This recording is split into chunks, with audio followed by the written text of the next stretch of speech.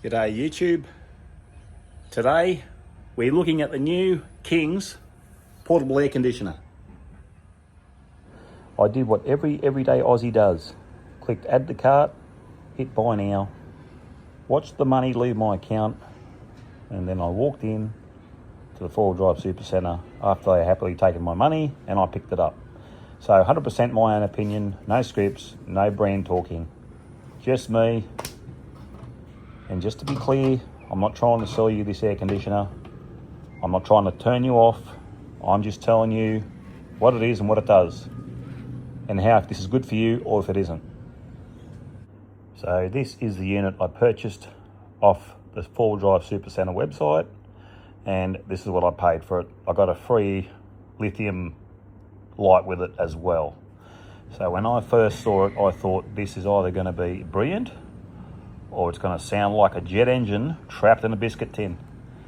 Out of the box, though, it looked pretty neat, compact enough for camping, caravans, canopies, or, you know, in a tent. It's not designed to replace your house split system. It's built for portable use. And now here are the specs underneath the unit, and it weighs approximately 19 kilos.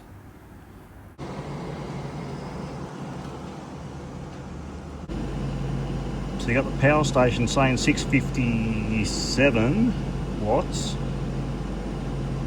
and then you got the output, you got the power reader saying 713 watts.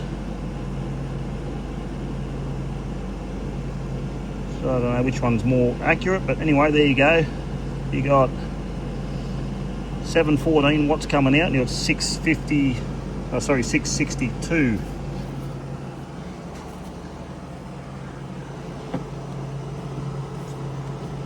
This section gets pretty hot at the back.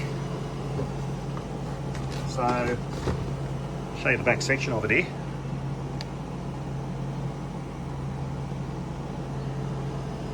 Look how hot that is. That's the back of the air conditioner. And come up towards the front.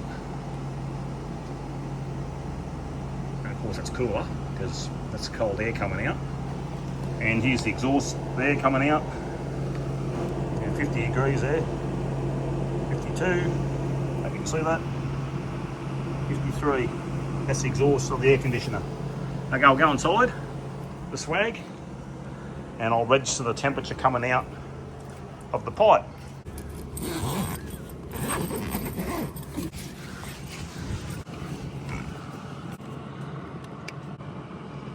That's cold.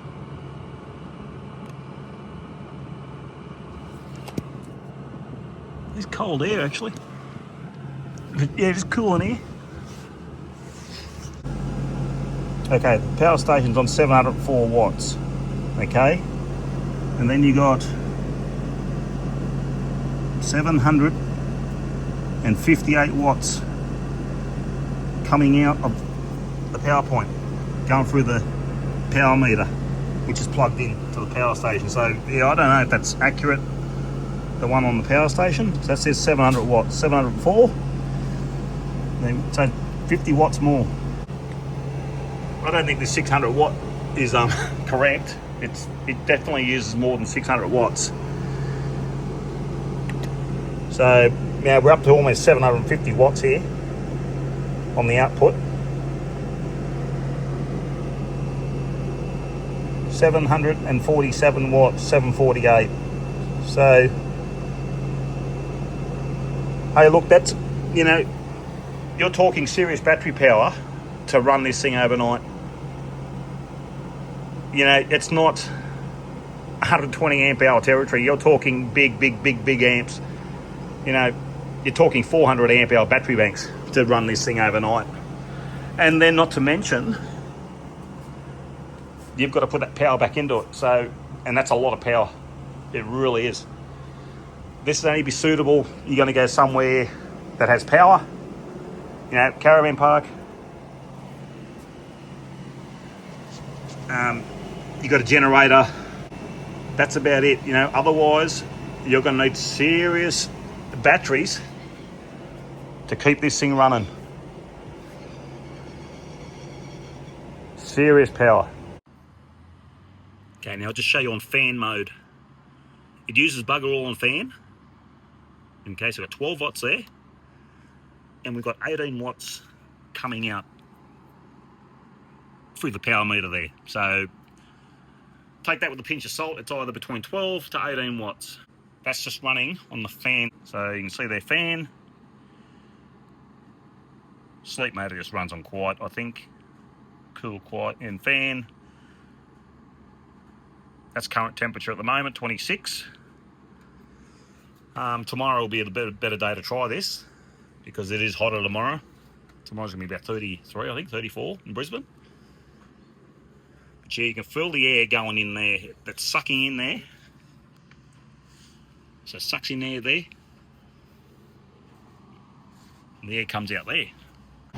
I'm a bit paranoid about these clips here. I don't know if they're going to hack it. You're going to take this off, put it on. Just be very careful. These tabs seem a bit flimsy, but look, I don't know, you just got to be careful when you put this on and take it off. That's all. This one here, I can't seem to get it off. I've put it on, but I'm sort of scared to pull it off because I'm worried about the tabs breaking. But that definitely leaks hot air around here. That is very, very warm. Ideally,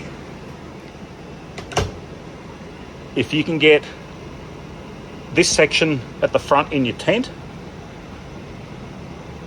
okay, to put the air through the vent here, take this pipe off, have that in your tent, and then this part here, you want to have it outside because this is where your heat is, out the back, over the whole thing. Up this end, it's all right. This end's fine, 22 here. Okay, come back towards the back. Look at the temperature's going up. It's 36 there, okay? This is the surface temperature of this. The concrete is 22 degrees, okay? That's the concrete at the moment in the shade. Okay, then the temperature of the unit at the front is 23.4. Okay, now this is not AI, people. I'm just telling you as I'm seeing it. And the temperature probe's going to the back there, 36.4. Now this is at the side of the unit. And as I come up to the top, it's just going to get hotter and hotter. Look at that.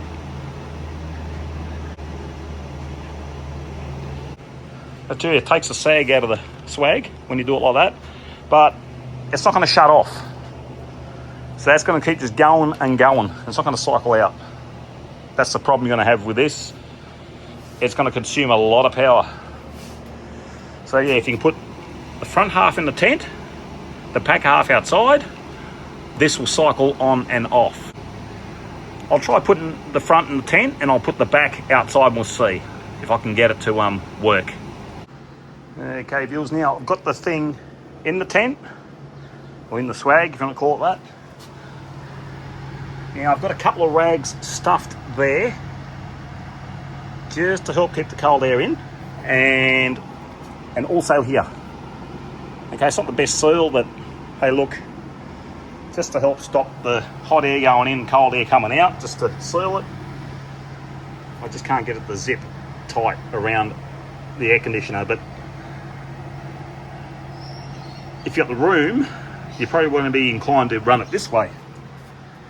You've got the air coming through here, it's sucking in here, putting out here, and the cold goodness is going in.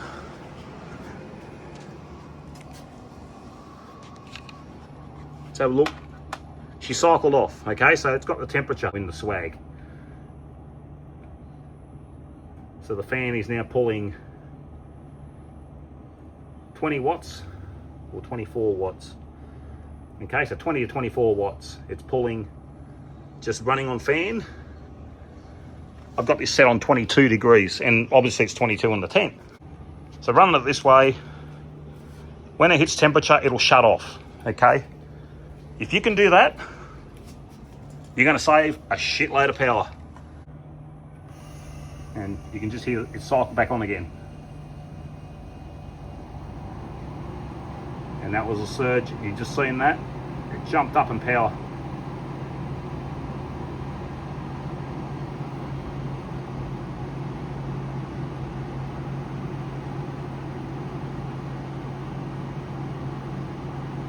Okay, viewers, my solar setup inside the house. I'll show you what this thing uses on DC power. So you're running on battery power. This will give you a good example of what this thing uses. So it's plugged in.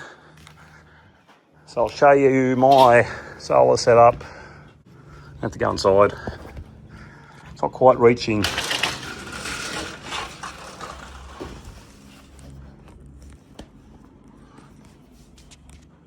Okay, as you see, okay, now you can see there, 0.92 amps. Now that's the inverter just running on my solar setup over there.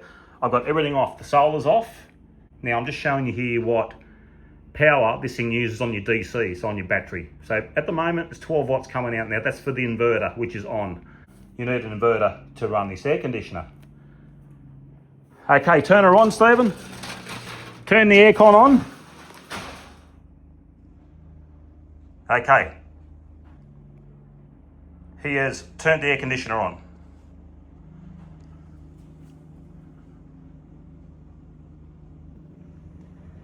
There we go, we've just cycled. You can just see there. Now this is on the DC side of it. The air conditioner is cycling. Now that's what it's using. So 691 watts, 700 watts, we hit 700 watts. Okay, we're at 53.7 amps. We hit 54 amps. We're up to 710 watts. So as you can see here, that's some pretty serious power draw. Now the big thing to understand is you're not going to run this thing overnight on a single battery bank. It's just not going to happen. If you got a big battery setup, or you're plugged into 240 volts at a caravan park, or on a powered site, then you'll be laughing. It'll run no worries. But for the average person running a setup in a vehicle, you've got a fridge going, a few lights maybe, charging a few things, that sort of thing, power draw adds up very, very quickly. So right there, you can see 54 amps. It's just not going to happen, unfortunately. You do 54 amps, there we go, we just cycled off.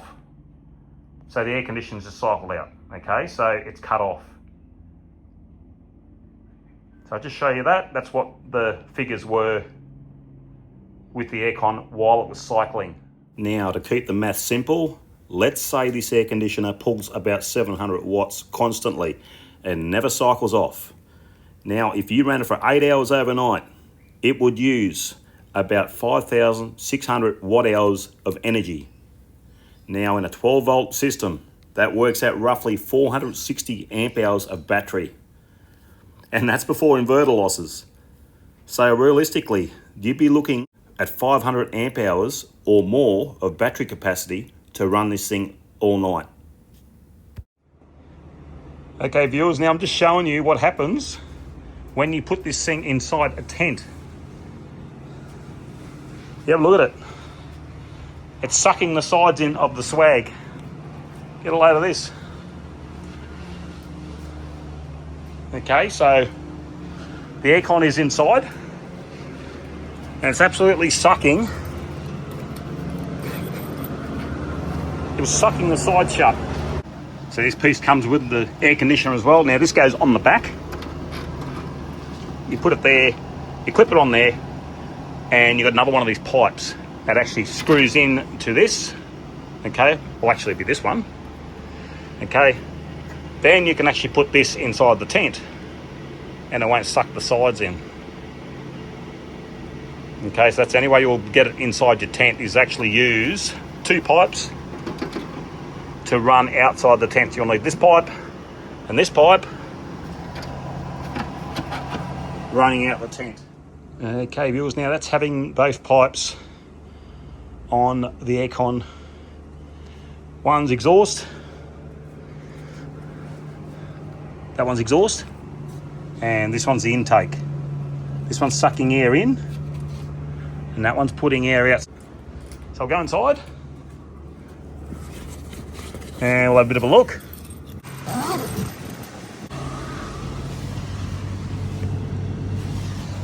The only thing is the drain pipe. You can see there, it's got to go up and over the tent. You can see down there the drain, it's got to go up. That's the only thing. That's the only thing you've got to be careful of. The water that comes out of this thing is your big problem. Still see a few holes there, but the back of the air conditioner, you can feel the heat. The heat here is unreal. Okay, look, the air coming out of this thing is nice and cold. Look at that. It's nice and cold. Okay, so it's got nice cold air, really nice, but the back, having it inside the tent like this, now you got heat fighting cold. Okay, so here we go. Here's the back of the air conditioner. Look at this. That's 39 degrees, okay? The back of the unit is so hot, and even air seems to leak out of here. Yeah, sort of you can feel the hot air leaking out of here. You can just feel it. Like I can just sort of feel hot air in my face. Okay, so pretty much where the phone is, where I'm recording, you can just feel the hot air. Okay, I'm feeling cold air down here on my chest, and I'm feeling hot air up at my face. See, have a look on the canvas. Look at that red dot. It's on the canvas there. But 33. That's the heat coming up from here. You can just feel the heat coming out. You'd have to. It's even just coming through this, the heat. So you're dealing with heat there, and you've got cold at the front. And then you've got that drain issue, so you're going to have to make sure the water can get out, or you'll have a flood inside your tent. But I reckon the best way to have this is half in, half out, if you can do that.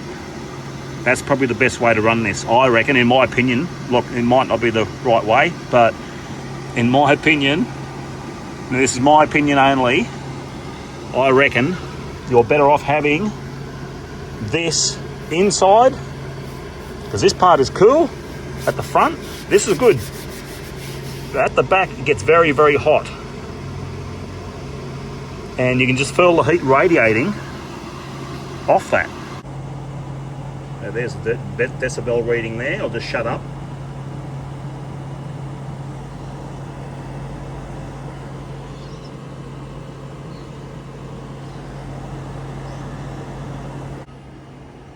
Now running it like this.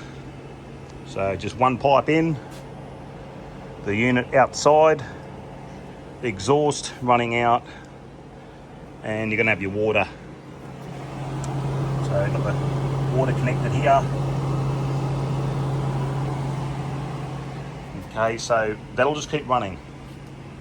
That's the only problem in doing this. Now, any portable air conditioner company, I reckon, the biggest improvement they can make is have a temperature sense cable plug on the air conditioner where you just plug it in and you run your cable inside where you're trying to cool, and that senses the temperature and it can shut off the compressor. I reckon that'd be a big improvement to all air conditioners out there. I don't know if any do it, but that's what they need. A temperature sense cable where the air conditioner shuts off. Because at the present moment, this will just go and go and go until the temperature outside gets to 22 at the moment. So there's no way that'll shut off today. I've just turned this on today. It's predicted 34 today, so it's a very hot day. But that will just keep running. Now, either you add a battery, or it'll just keep going. It'll just pump in cold air, because there's no way that this will shut off sitting outside. because it's above 22 degrees. Okay, so in the swag, now it is very nice in here, I must admit. Now this is having this tube short as possible. Okay, I'll tell you what, to be honest, you would get pretty cold, okay? But you're gonna use a lot of power as well. So without that temperature sense cable, this just keeps pumping out cold air, as it's doing now. That is cold, okay? That's cold, minus 2.5 coming out of there. Okay, now in here, I've just brought the light in here so you can see what the temperature is. Let's have a look. It is in here, it's 21 degrees, okay, at the moment. So it's 29 outside. It is pretty humid at the moment. It's going to be 34 today. I am in the shade and the swag.